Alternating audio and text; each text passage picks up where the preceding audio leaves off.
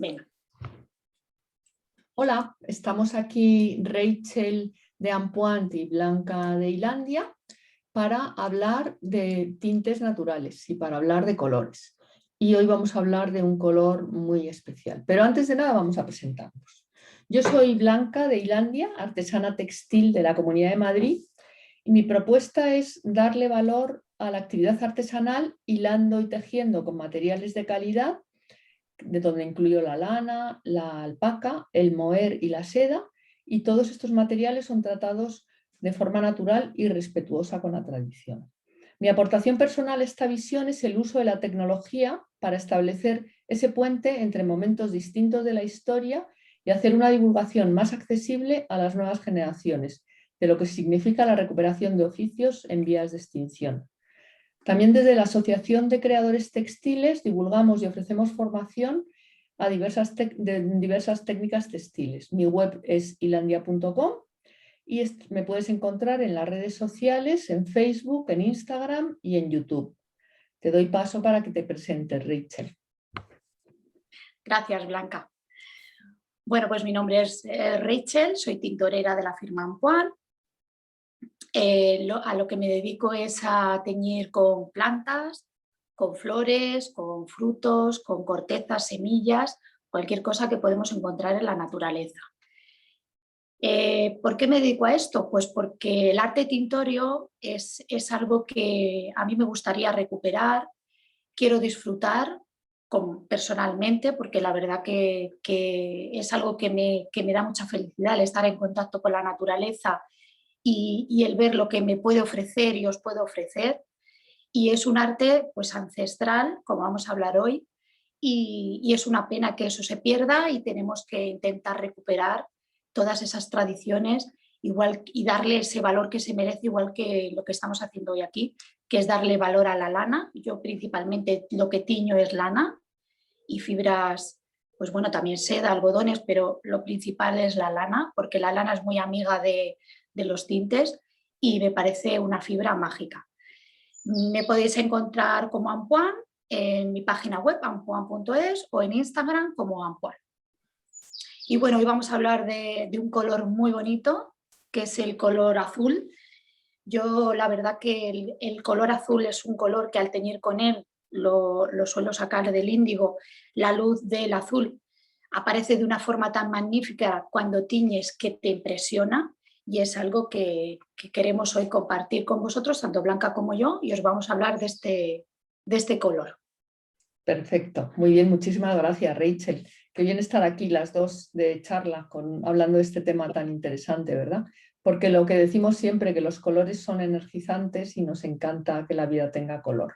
Y hoy vamos a hablar de un color que, bueno, pues que está muy extendido y que es muy interesante. Yo os voy a contar una cosa que he leído que me parece bueno, pues peculiar, y que bueno, pues muchas de las cosas que pasan en la civilización vienen debidas al azar. Y os voy a hablar de cómo se inició un color que se llama el azul Prusia, que es un color oscuro pero muy fresco, que crea unos tonos muy sutiles y que se puede mezclar para conseguir unos tonos estables. Cuando se descubrió, se denominó como un pigmento moderno, intenso, con potencia y cuerpo, y que da una gran transparencia. Y además tiene una gran potencia de tinción. Bueno, pues como muchas de las cosas que pasan en la civilización, como os comentaba, fue un color que se descubrió por casualidad. Había un alquimista tintorio en el Berlín de los inicios de 1700 que estaba tiñendo con cochinilla para sacar una laca roja, y en esto se le acabó uno de los ingredientes. Entonces que era la potasa. Fue al vendedor más cercano que encontró y le vendió una potasa adulterada con grasa animal.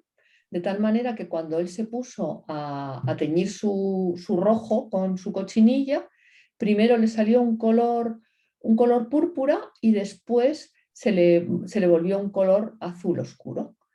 Entonces, bueno, pues esto que era un error, resultó que salió un color precioso, que bueno, con el tiempo se fue comercializando, y que además tenía algunas ventajas respecto al azul ultramar, que era el que se utilizaba en ese momento.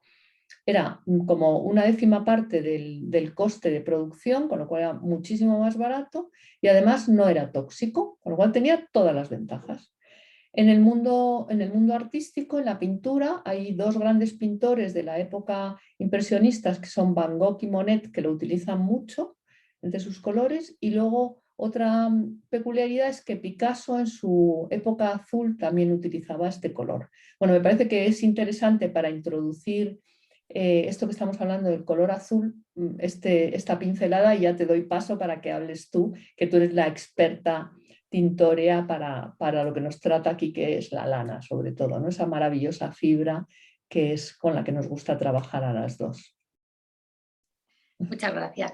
Sí, la verdad que bueno, el saber de historia y cómo han venido los colores es interesantísimo porque el índigo, el azul, se ha utilizado como tinte textil desde hace milenios. De hecho, la referencia más antigua está en los mayas, con el llamado azul maya, ¿no? Ellos utilizaban el añil y hacían este color, ¿no? Y fíjate, ellos desarrollaron el utilizar este tono desde el 1900 antes de Cristo hasta el 200 después de Cristo.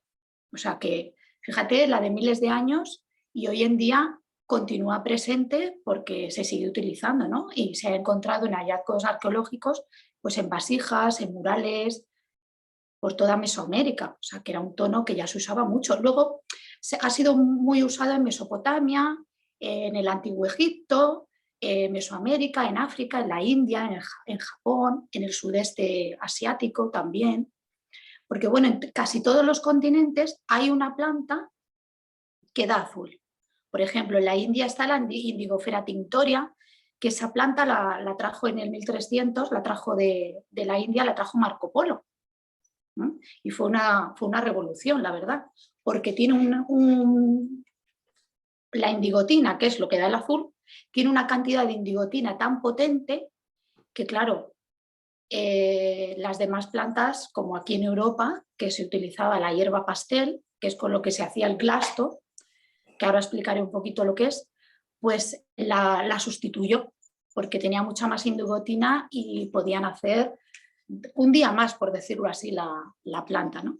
Luego, por ejemplo, en China y en Japón está la Persicaria tintoria, que es otra de las plantas. Os las nombro por si acaso tenéis facilidad de encontrarlas, por si luego queréis teñir con ellas, porque voy a dar unas recetas, ¿vale? En México tenéis la Indigofera subfructicosa, que de ahí es donde sacaban el azul maya los mayas, ¿vale? Y luego en Sudamérica tenemos la Indigofera heteranta, y en Europa la Isatis tinctoria, que es el clasto, la hierba pastel. Que otro día, en otra que hagamos, vamos a hacer un pequeño taller de tintes con cada color del que vamos hablando hoy. Otro día haremos un pequeño taller para que lo veáis. Esta hierba pastel yo la estoy cultivando, tengo semillas y ya me han brotado, tienen como unos 50 centímetros de altura, y vamos a hacer teñidos con ella en directo, porque además es una planta que se puede teñir en fresco con ella, ¿vale? Porque Interesante, qué normalmente, bien, ¿no? Poder hacer pruebas y ver cómo queda el color final, ¿no? Muy bien, qué bien. sí, porque normalmente las personas que tiñen, hay muchos tintoreros que tiñen con plantas, pero el índigo es muy trabajoso de teñir con él. ¿Por qué? Porque no es soluble en agua. Entonces hay que hacer una reducción, una fermentación, una reducción de oxígeno, hablo, para que salga la indigotina y intentar hacerla soluble. Realmente no es soluble el índigo, porque el índigo lo que hace es, con lo que está teñido los pantalones vaqueros, recubre la fibra, no penetra dentro como hacen cualquier otro tipo de tinte. Tú cortas un hilo y el centro se vería blanco y lo de fuera es azul, porque crea como una película. Por eso el vaquero, cuando se desgasta, va saliendo el color blanco, ¿no? Entonces, lo que se hace es que pueda ser, por decirlo así, soluble para cuando metas la fibra y la sacas al oxígeno, porque la indigotina es realmente casi transparente. Cuando la sacas con el oxígeno del aire, coge ese azul tan intenso. Por ejemplo, podemos ver el azul Japón,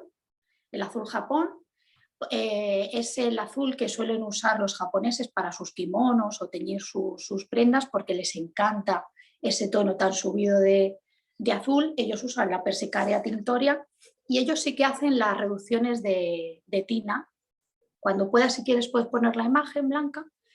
Ellos hacen una reducción para poder de oxígeno en el índigo. Ese es el azul Japón en sus distintas intensidades, porque ellos, ¿cómo se consigue esos tonos de azul? Pues depende de los minutos que lo tengas en inmersión la lana, la fibra, y depende de las inmersiones. Por ejemplo, si tú haces una inmersión, la sacas, la dejas que oxigene y al rato lo vuelves a meter y así puedes hacer hasta 10 baños, pues coge un color, pues como veis, un azul súper oscuro, muy negro, fantástico. Fantástico. O sea que esto sería desde la parte de abajo, que es la más clara, ¿no? Esos serían los primeros baños a la más oscura. Que sería sí, bueno, con el índigo se pueden conseguir tonos muchísimo más claros, desde azules bebé hasta el azul más oscuro. Pero bueno, he querido poner lo que es el azul Japón en esa foto porque es el color que les suele gustar a los japoneses. Va de esas 3 intensidades de color. Fenomenal. Entonces, bueno, la verdad que... Y luego en Europa, pues también ha sido un color muy apreciado. De hecho, Plinio le llamaba el oro azul porque los romanos, los griegos, les encantaba teñirse prendas con ese color. De hecho, como tú bien has dicho, en pinturas salían los mantos de las vírgenes o de otra serie de personajes, salían teñidos con el azul, ¿no? Era un signo, llevar ese tono era un signo de elegancia, de riqueza. Entonces, pues bueno, lo usaba la gente adinerada. Y luego también tenemos os quiero dar una receta con el índigo para que podáis hacer en casa. El índigo, muchas personas, lo hemos hablado antes Blanca y yo, se tiñen el pelo con ella porque quieren utilizar una cosa sostenible, ¿no? Y no quieren usar químicos. Y utilizan el índigo en polvo, no el azul, el índigo verde, que es la hoja de índigo secada al sol, y luego la pulverizan y la venden en paquetitos en los herbolarios en color verde, es verde. Bueno, pues si la mezclan con henna y agua caliente, coge un tono muy oscuro y se tiñen el pelo de castaño. Bueno, pues con ese índigo yo os voy a dar unas recetas. Pero os voy a contar antes algo muy interesante de este índigo. El polvo verde lo podemos mezclar con agua caliente y hierro y nos daría verdes grisáceos si queremos teñir en casa. El índigo tiene una cosa, no necesita mordiente. No necesitáis hacer ningún paso previo a la fibra. Él propiamente se fija, con lo cual simplemente sería mezclar el polvo verde con agua caliente y hierro. El hierro, pues unos clavitos metidos en agua unos días y ese sulfato que suelta se echa al agua y daría verdes grisáceos. Primero tendríamos que mojar la lana antes de meterlo. Siempre. Vale. Las fibras siempre se mojan, se humedecen primero, 30 minutos en agua para que coja bien el agua y luego también de un color uniforme. ¿Vale? Si puedes poner la foto del green índigo, podemos ir viendo los tonos. Sí, fenomenal, sí, muy bien. Para la receta, pues con el índigo en polvo verde, usado con agua caliente y hierro, nos saldrá un verde grisáceo, que ahora lo veremos. El green índigo, ¿verdad? Sí. Aquí, luego, ¿no? Podemos utilizar, ahí está. Por ejemplo, si veis de las 3 filas de cuadros de arriba hacia abajo, la zona del medio es esto que os digo. Si utilizáis en la parte de la izquierda, si lo utilizáis sin echar hierro, os puede quedar esos 2 tonos de verde, el de la izquierda y el del centro. Y si usáis hierro, os quedaría ese verde grisáceo de la derecha, que está en la columna central. Ahora, podríamos hacer la receta que estás diciendo también sin el hierro, solamente con el polvo de índigo y agua caliente. Sí, si hacemos solamente el polvo de índigo verde con agua caliente, nos va a quedar el color verde del centro o el de la izquierda, central. Y si usamos el hierro, nos quedará el de la derecha central. Sí, que es un poco como más gris. Eso es, ¿vale?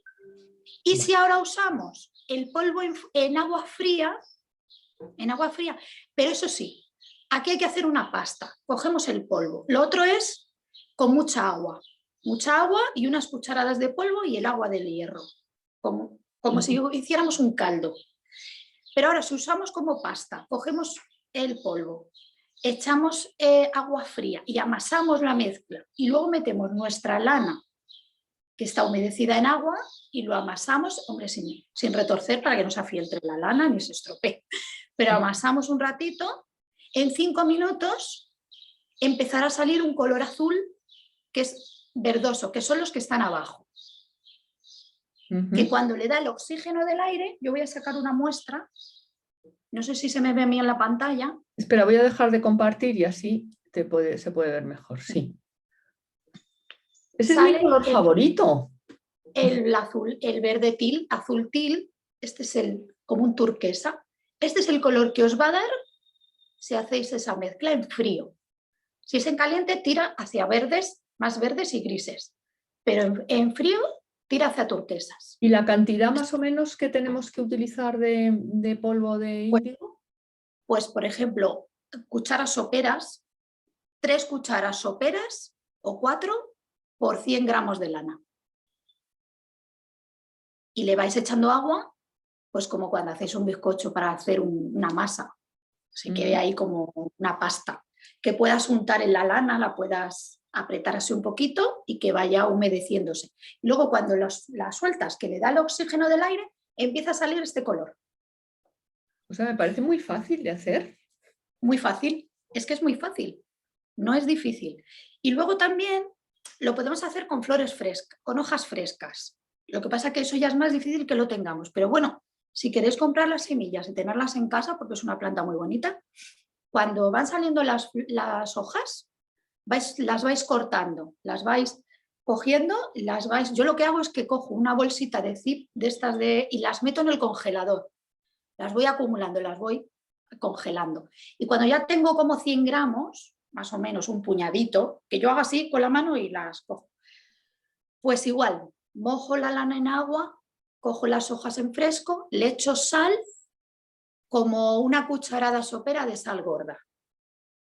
Y entonces amaso la sal con las hojas frescas, amasando. La misma sal, como es sal gruesa, va cortando la hoja y entre la masa. Entonces va soltando agua y agua y agua. Pues ese agua, coges la lana, la metes, también la empiezas a amasar, la pones al aire y te da un tono turquesa todavía más intenso que este, mucho más bonito, porque es en fresco.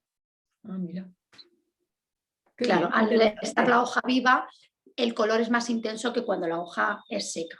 Pero luego podemos hacer que si vuelves a poner la fotografía del green índigo, habréis visto todos y todas que arriba había unos colores que eran como malvas.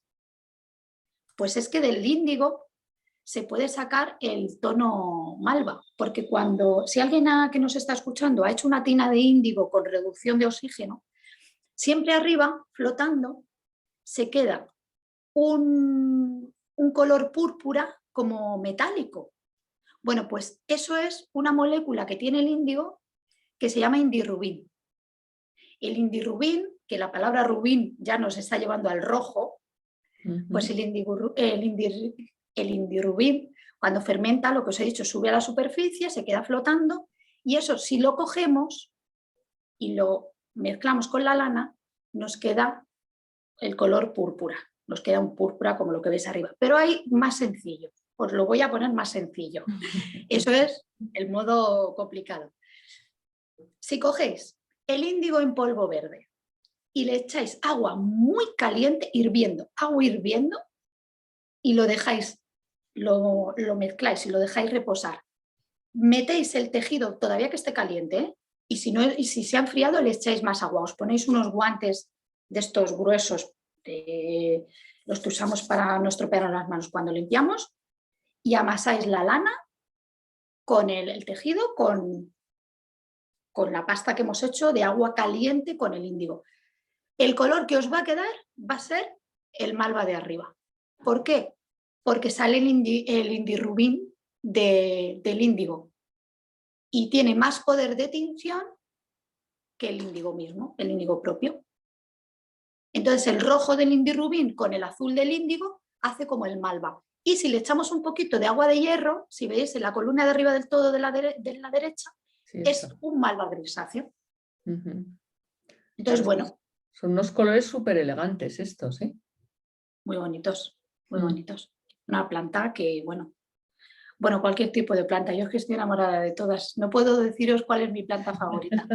Bueno. Igual que de color sí, de planta no tengo porque todas me tienen enamorada. Y cuando las mezclas entre sí, bueno, ya es morirse. Porque cuando mezclas el azul, el índigo con un solídago que es amarillo, te da unos verdes hierba, pero unos verdes limón, que es espectacular. Por ejemplo, si le das al azul un toque, que tengo aquí una lanita, le damos un toque de rojo, que no quiero que me quede malva, sino para matar ese azul, como hemos visto el azul Japón, que no quede el azul vaquero, sino que quede un azul más matizado. Te da estos tonos. Bueno, es que te puede dar miles de tonos, porque la gama cromática puede... Entonces, bueno, como veis, las plantas son mágicas. Puede ser todo lo difíciles que queramos de utilizar o todo lo sencillo que queramos de utilizar. El caso es hacer una investigación y practicar con ellas y no tener miedo, porque siempre nos va a dar un color bonito. Las plantas siempre, siempre. Sí, sí.